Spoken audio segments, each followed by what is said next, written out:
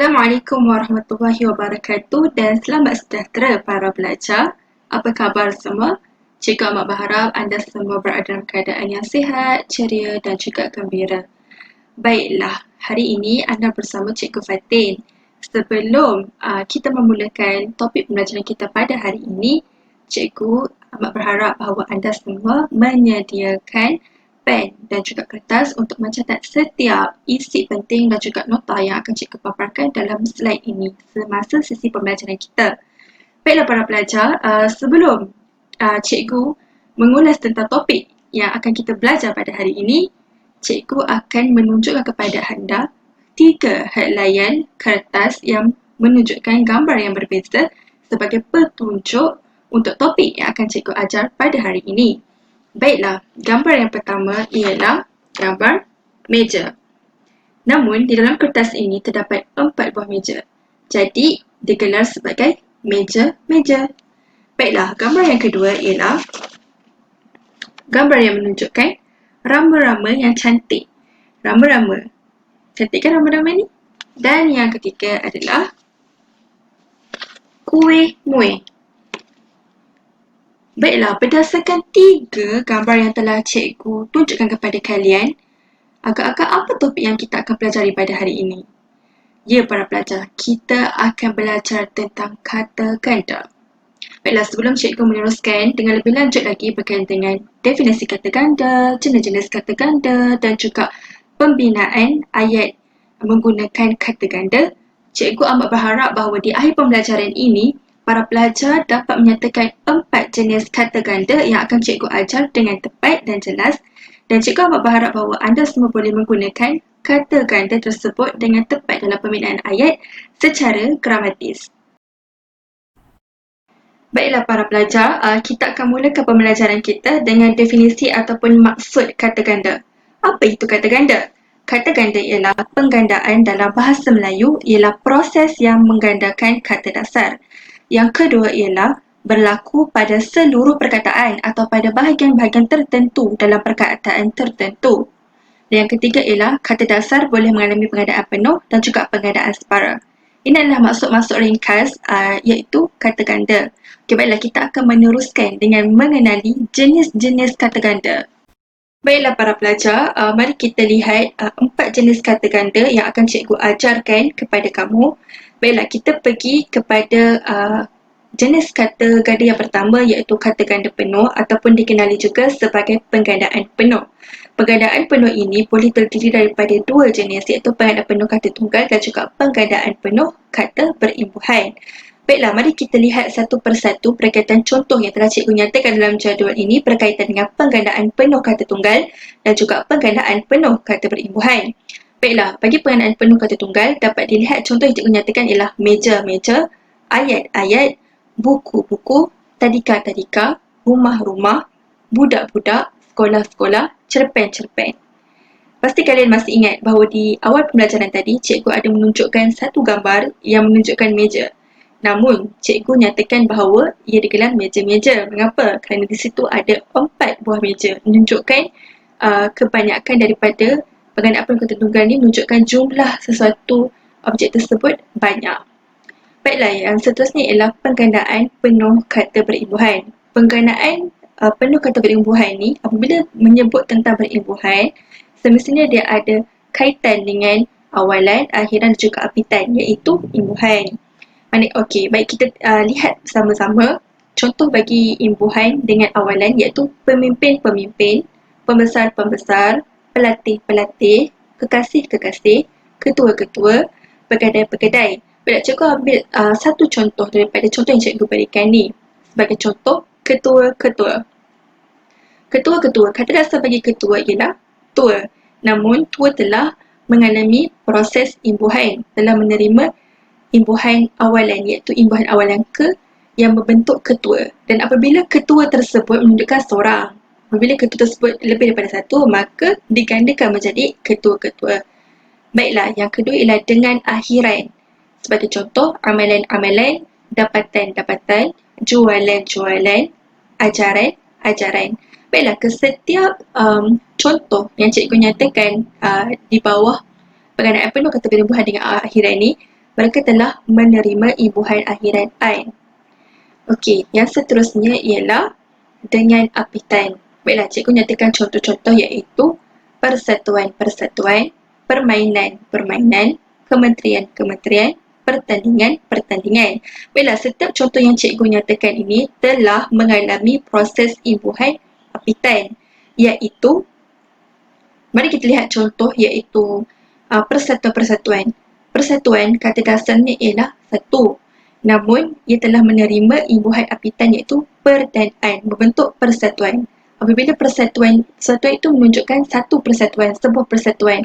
Dan apabila banyak persatuan, maka digandakan menjadi persatuan-persatuan. Dan setiap kata dasar bagi pengandaan penuh telah mengalami pengandaan penuh, iaitu berulang, kata dasarnya diulang sekali lagi.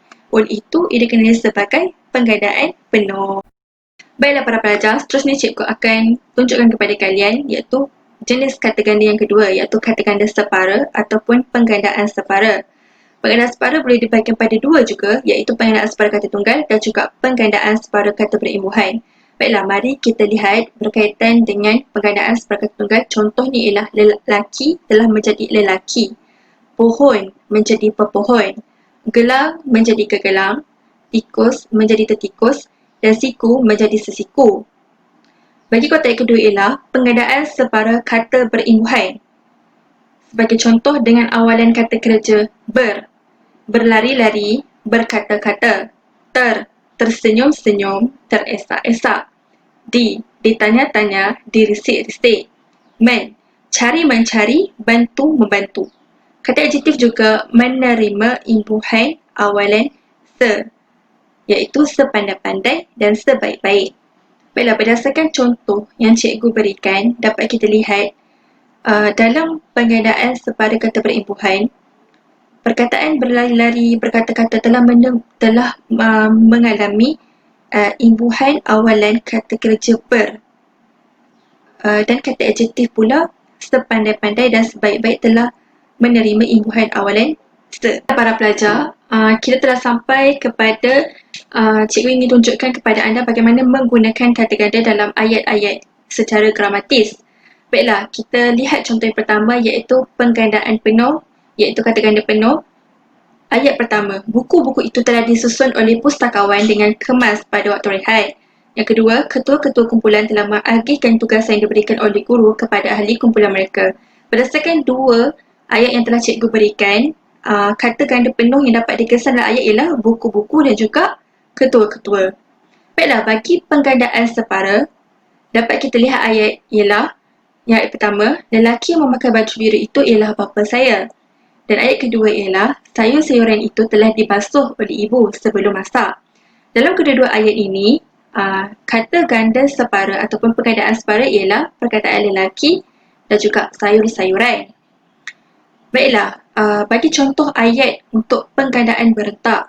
Yang pertama ialah kedai itu menyediakan pelbagai jenis lauk pauk sebagai juadah makanan tengah hari. Yang kedua, dia berlari lintang pukang selepas dikejar anjing. Bagi kedua ayat ini, penggandaan berentak ataupun kata ganda berentak ialah lauk pauk dan juga lintang pukang. Dan ayat sekali ialah penggandaan semu. Penggandaan semu, ayat pertama ialah biri-biri itu telah diternak di tempat yang bersih. Dan kedua ialah ayat telah menghadiahi ibu anting-anting. Baiklah, untuk kedua ayat ini dapat dilihat dalam ayat pertama ialah biri-biri dan ayat kedua ialah anting-anting merupakan penggandaan semu ataupun kata ganda semu. Baiklah para pelajar, cikgu telah pun mengemukakan ataupun menjelaskan tentang definisi kata ganda, jenis-jenis kata ganda dan juga bagaimana menggunakan kata ganda tersebut dalam ayat agar ia tersebut gramatis. Baiklah, tiba kepada masa soalan pengukuhan. Baiklah, di sini cikgu tunjukkan kepada anda jawapan di sebalik soalan pengukuhan yang telah cikgu berikan, iaitu soalan ini ialah golongkan kata ganda tersebut mengikut kategori yang betul. Jadi, di sini cikgu telah berikan kotak beserta jawapan dan anda semua telah mengklasifikasikan jawapan tersebut mengikut kotak yang betul. Jadi, mari kita lihat jawapan bersama. Baik, kata ganda penuh, jawapan ialah orang-orang, anai-anai, ramai-ramai. Kata ganda separa, bantu-membantu. Dan kata ganda berentak, lintang pukang, huru-hara, lauk pauk, kering kontang, basah kuyup dan gelap gelita. Jadi ini adalah jawapan yang betul untuk soalan yang telah cikgu berikan kepada anda semua. Baiklah para pelajar, mari kita lihat bersama-sama jawapan yang tepat bagi soalan pengukuhan 2 yang cikgu berikan kepada anda, iaitu berdasarkan arahan isi tempat kosong dengan jawapan yang betul dalam kotak. Untuk pengetahuan para pelajar, jawapan-jawapan yang cikgu berikan ini adalah sama dengan jawapan yang terkandung dalam kotak bagi latihan soalan pengukuhan 1. Okey, baiklah. Kita lihat ayat pertama. Apabila musim kemarau datang, sawah padi menjadi kering kontang. Bermaksud sawah padi disebut kering. Yang kedua ialah biliknya menjadi gelap gelita apabila pekalan elektrik terputus. Bagi soalan 2, jawapannya ialah gelap gelita. Bagi jawapan yang ketiga, adik saya suka mengejar rama-rama di taman bunga. Rama-rama adalah jawapan yang tepat. Ayat keempat, almarinya rosak dimakan oleh anai-anai. Anai-anai merupakan jawapan yang tepat bagi soalan yang keempat. Bagi soalan yang kelima, jiran tetangga seharusnya saling bantu-membantu. Bantu-membantu merupakan jawapan yang tepat bagi soalan yang kelima. Pak Ali meletak orang-orang di tengah sawahnya untuk menakutkan burung-burung. Ayat ketujuh, emak masak lauk pauk yang enak untuk saudara mara yang datang dari New Zealand. Ayat ke-8, keadaan dalam kelas menjadi huru-hara setiap kali guru tidak ada di dalam kelas. Huru-hara merupakan jawapan yang betul bagi soalan yang ke-8. Soalan ke-9, Sami berlari lintang pukang apabila dikejar oleh anjing liar yang garang. Dan ke-10, malam tidak berbau, dia lupa membawa payung dan hujan turun lebat. Apa dayanya, dia tidak dapat mencari tempat untuk meneduh bajunya basah kuyup. Basah kuyup merupakan jawapan yang tepat bagi soalan nombor 10. Baiklah para pelajar, akhirnya kita sudah sampai kepada slide yang terakhir, iaitu berkaitan dengan kesimpulan. Cikgu ingin membuat sedikit rumusan. Baiklah, pada hari ini cikgu telah menerangkan kepada kamu semua berkaitan dengan definisi kata ganda, jenis-jenis kata ganda dan juga bagaimana menggunakan kata ganda tersebut dalam ayat. Dan cikgu juga telah menyediakan dan memberikan kamu 2 latihan iaitu soalan pengukuhan. Baiklah, secara kesimpulannya, kata ganda terbahagi kepada 4 jenis, iaitu kata ganda penuh, kata ganda separa, kata ganda berantak dan juga kata ganda semu. Cikgu amat berharap bahawa anda semua mengambil perhatian terhadap setiap info ataupun nota yang telah cikgu tayangkan di dalam slide ni, supaya apabila peperiksaan menjelang dan soalan berkaitan dengan kata ganda keluar, jadi anda semua boleh menjawab dengan baik. Baiklah, terima kasih cikgu ucapkan kepada anda semua yang setia mendengar dan juga belajar dengan tekun berkaitan dengan topik kita pada hari ini, iaitu kata ganda. Jaga diri semua. Jumpa lagi insya-Allah. Assalamualaikum warahmatullahi wabarakatuh dan selamat sejahtera. Bye bye.